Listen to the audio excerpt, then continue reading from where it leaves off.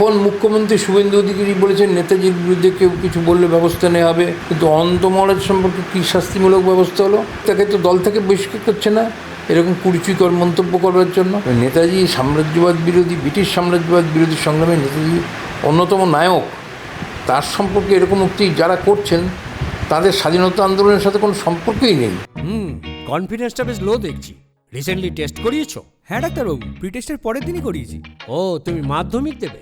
তাহলে mock test করো। এই নাও মৌলিক লাইব্রেরি সম্রাট এক্সক্লুসিভ মক টেস্ট পেপার। এতে পাবে প্রতিটি বিষয়ে অধ্যায়ভিত্তিক গুরুত্বপূর্ণ নমুনা প্রশ্নপত্র, ইংরেজি, গণিত, আনসিন লেখার বিস্তারিত টিপস আর প্রতিটি সাবজেক্টের এক্সপার্ট ওপিনিয়ন, যা তোমার কনফিডেন্সকে ফিরিয়ে আনবে মাধ্যমিকের আগে। সম্রাট এক্সক্লুসিভ মাধ্যমিক মক টেস্ট পেপার, এক্সামের কনফিডেন্স বুস্টার। এই যে নেতাজির আদর্শ, সেই আদর্শের সঙ্গে বিজেপি এবং আরএসএসের আদর্শের কোথায় সংঘাত, যার জন্য আজ এই অবস্থায় দাঁড়িয়ে এখন শ্রমিক ভট্টাচার্য থেকে শুরু করে অনন্ত মহারাজ এরকম কুমন্তব্য নেতাজির নামে করতে পারছেন? নেতাজির সঙ্গে তো প্রথম দ্বন্দ্ব হচ্ছে যে নেতাজি সাম্রাজ্যবাদ বিরোধী, ব্রিটিশ সাম্রাজ্যবাদ বিরোধী, কিন্তু আরএসএস ব্রিটিশ সাম্রাজ্যবাদ বিরোধী না। আরএসএস ব্রিটিশ সাম্রাজ্যবাদের বিরুদ্ধে সমস্ত সংগ্রামেই জল ঢেলে দেয় হিন্দু মুসলিম করে, বিভাজন করে। একই জিনিস পরে জিন্নাও করলেন। জিন্না ব্রিটিশের বিরুদ্ধে কোনো এই যে নেতাজির ইন্ডিয়ান স্ট্রাগল বইটা, এই বইটার মধ্যে আছে, আমি পড়ে দেবো। নেতাজি সাভারকার এবং জিন্না দুজনের সঙ্গে দেখা করেছিলেন উনি যখন কংগ্রেস সভাপতি। দেখা করে বলেছিলেন যে আপনারা আসুন, আমরা সবাই ঐক্যবদ্ধ হয়ে ব্রিটিশকে দেশ থেকে তাড়ানোর জন্য চূড়ান্ত সংগ্রাম করি। সাভারকার বললেন না, আমি এসবের মধ্যে নেই, আমার কাজ ব্রিটিশ সেনাবাহিনীতে হিন্দু যুবকদের রিক্রুট করা। হিন্দু যুবকদের রিক্রুট করলে হিন্দুদের একটা সামরিক প্রশিক্ষণ হয়ে যাবে। আর জিন্না বললেন যে না, আমি কেন কংগ্রেসের সাথে গিয়ে এই সমস্ত আন্দোলন করতে যাব, ব্রিটিশ সরকারের সঙ্গে আমি নেগোসিয়েশন করে মুসলমানদের জন্য আলাদা পাকিস্তান রাষ্ট্র করব, আমিই তার প্রধান হব। যদি ঐক্যবদ্ধ ভারতবর্ষ থাকে আমাকে তো কংগ্রেসের কথা চলতে হবে, কংগ্রেস সেখানে মেজরিটি। তাহলে এই যে দুই সাম্প্রদায়িক শক্তি, তারা তো কেউ ব্রিটিশ সাম্রাজ্যবাদ তাদের প্রধান শত্রু বলে মনে করেনি। শ্যামাপ্রসাদের সঙ্গে জিন্নার একটা মিল আছে। শ্যামাপ্রসাদও প্রাথমিকভাবে কংগ্রেস রাজনীতি দিয়ে শুরু করে তিনি বিভাজনের রাজনীতি, হিন্দু কমিউনাল পলিটিক্সের দিকে চলে যান। জিন্নাও কংগ্রেস দিয়ে তার রাজনৈতিক জীবন শুরু করে তারপর তিনি মুসলিম লীগের লাইনে চলে গিয়ে বিভাজনের রাজনীতি শুরু করেন। মিল আছে দুজনের। কিন্তু তো কথাটা হচ্ছে যে নেতাজির সঙ্গে প্রধান দ্বন্দ্ব নেতাজি সাম্রাজ্যবাদ বিরোধী, শ্যামাপ্রসাদ সাম্রাজ্যবাদ বিরোধী না। দ্বিতীয় হচ্ছে হিন্দু মুসলিম ঐক্য। নেতাজি মনে করেন যে কোনো মূল্যে হিন্দু মুসলিম ঐক্যকে রক্ষা করতে হবে, কেন ব্রিটিশ এটাতে ফাটল ধরাতে চায়, ভাঙন ধরাতে চায়। যার জন্য নেতাজি যখন চলে গেলেন জার্মানির থেকে 1943 সালের সম্ভবত মে মাসে তিনি চূড়ান্ত বিপদসংকুল পথে সাবমেরিনে করে সমুদ্রের নিচ দিয়ে তিনি সুমাত্রা দ্বীপে গিয়ে উঠলেন। সুমাত্রা তখন জাপানের অধিকারে। সেইখান থেকে টোকিও গেলেন একটা প্লেনে করে, তারপর টোকিওর থেকে সিঙ্গাপুরে এলেন। সেইখানে আজাদ হিন্দ ফৌজ, যেটা আগেই গঠিত হয়েছিল জাপানের হাতে বন্দি ব্রিটিশ ইন্ডিয়ান আর্মির সোলজারদের নিয়ে, ক্যাপ্টেন মোহন সিং এরা তৈরি করেছিলেন। তারা রাসবিহারী বসুকে সর্বাধিনায়ক করেছিলেন। রাসবিহারী বসু তখন জাপানে এখান থেকে আত্মগোপন করে চলে গিয়েছিলেন, কিন্তু তার তখন অনেক বয়স। তিনি সিঙ্গাপুরে এসে 1943 সালের অক্টোবর মাসে নেতাজির ওপর এই আজাদ হিন্দ ফৌজের দায়িত্বভার অর্পণ করলেন এবং আজাদ হিন্দ সরকার গঠিত হলো। আজাদ হিন্দ সরকারের যে 3টে মন্ত্র, হ্যাঁ, সেই 3টে মন্ত্র কি? ইতমদ, ইত্তেফাক, কুরবানি, 3টে হিন্দি শব্দ।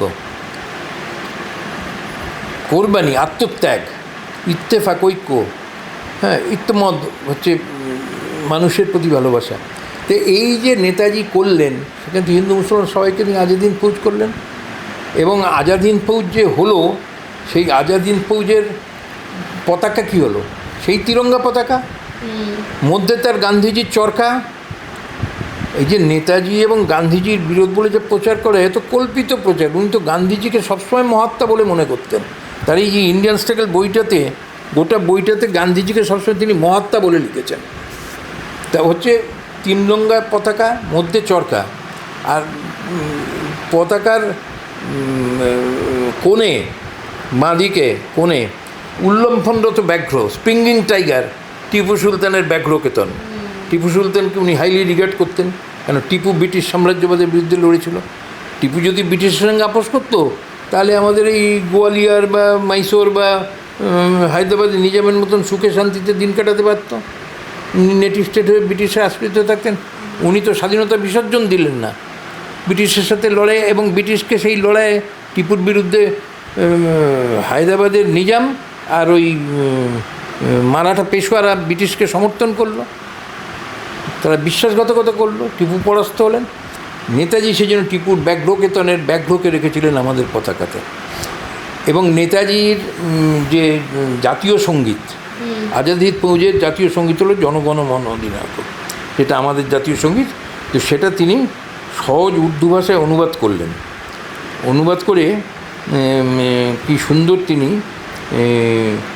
তার উর্দুতে অনুবাদ করলেন, সেটা আমি নেতাজির ধর্মনিরপেক্ষতার মূর্ত প্রতীক নেতাজির আজাদ হিন্দ ফৌজ, সরকার ছিল ধর্মনিরপেক্ষতা সাম্প্রদায়িক সমিতির মূর্ত প্রতীক। সিঙ্গাপুরের ক্যাথে থিয়েটারে এই যে জনগণ মন অধিনায়ক জয় হোক গানটি সমগ্র সহজ হিন্দুস্তানি ভাষায় উর্দুতে অনুবাদ করেন। জনগণ মন অধিনায়কের তো আমরা একটা স্তবক গাই, পরের স্তবক আছে অহরহ তব আহ্বান প্রচারিত শুনি তব উদার বাণী, হিন্দু বৌদ্ধ শিখ জৈন পারসিক মুসলমান খ্রিস্টানি, পূরব পশ্চিম আসে তব সিংহাসন পাশে প্রেমহার হয় গাঁথা। আজাদ হিন্দের সৈনানীরা গাইলেন উর্দুতে হিন্দুস্তানি ভাষায় सबके दिल में प्रीत बसाए तेरी मीठी बानी, हर सुबह के रहने वाले हर मजहब की पानी। এই ধরিত্রীর ওপর সব ধর্মের মানুষ যারা বাস করছে, সব ভেদ और ফারাক মিটাকে সব গোদ মে তেরি আকে, সব ভেদ এবং ফারাক মিটিয়ে তোমার কোলে আসছে সেই তোমার সন্তান, গুঞ্জে প্রেম কি মালা। এই যে রবীন্দ্রনাথ বলেছেন যে ওই তবে সে প্রেমহার হয় গাথা, উর্দু তুলে গুঞ্জে প্রেম কি মালা। তো এই যে নেতাজির ধর্মনিরপেক্ষতা, নেতাজির সঙ্গে এই হচ্ছে মৌলিক পার্থক্য। এবং শ্যামাপ্রসাদ বাবু হিন্দু মহাসভার থেকে পদত্যাগ করেন মহাত্মা গান্ধী নিহত হওয়ার পর। এটা হিন্দু মহাসভার বিরুদ্ধে অভিযোগ ওঠে। নাথুরাম গডসে হিন্দু মহাসভার সদস্য ছিল এবং সাভারকার ছিল তার পৃষ্ঠপোষক। উনি কিন্তু হিন্দু মহাসভা থেকে পদত্যাগ করেন।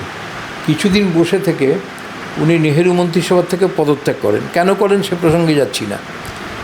নেহেরু তোকে মন্ত্রিসভায় নিয়েছিলেন। তারপরে উনি আরএসএসের সাহায্যে ভারতীয় জনসংঘ গঠন করেন। এই আরএসএসের সঙ্গে উনার যোগাযোগ, কিন্তু উনার যে রাজনীতিটা উনি হিন্দু মহাসভায় যোগ দেওয়ার পর থেকে 1939 সাল থেকে অনুসরণ করছিলেন, সেটা হচ্ছে মানে ভেদাভেদের রাজনীতি।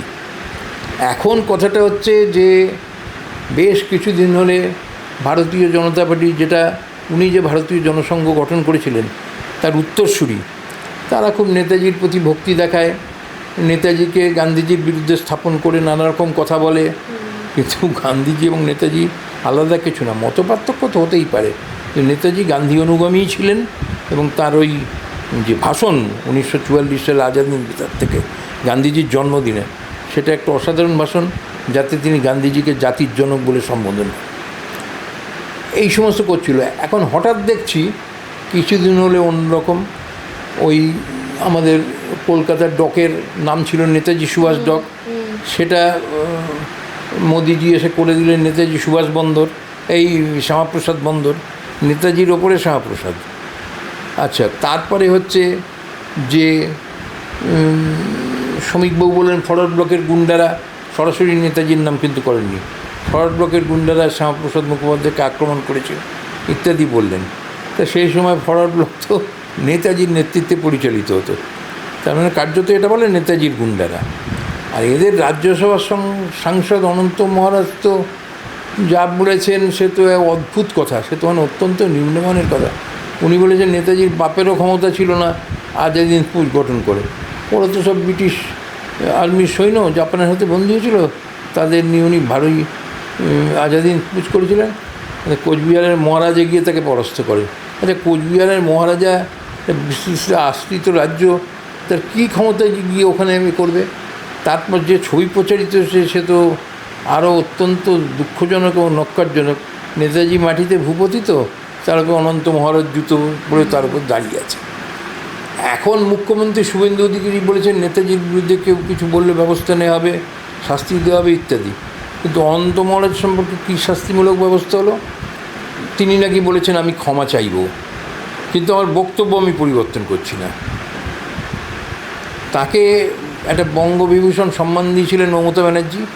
মমতা ব্যানার্জির দলও তিনি কিছুদিন করেছেন, তখন তাকে বঙ্গবিভূষণ দিয়েছিল কোচবিহারের রাজবংশী সম্প্রদায়ের ভোট পেয়ে বলে।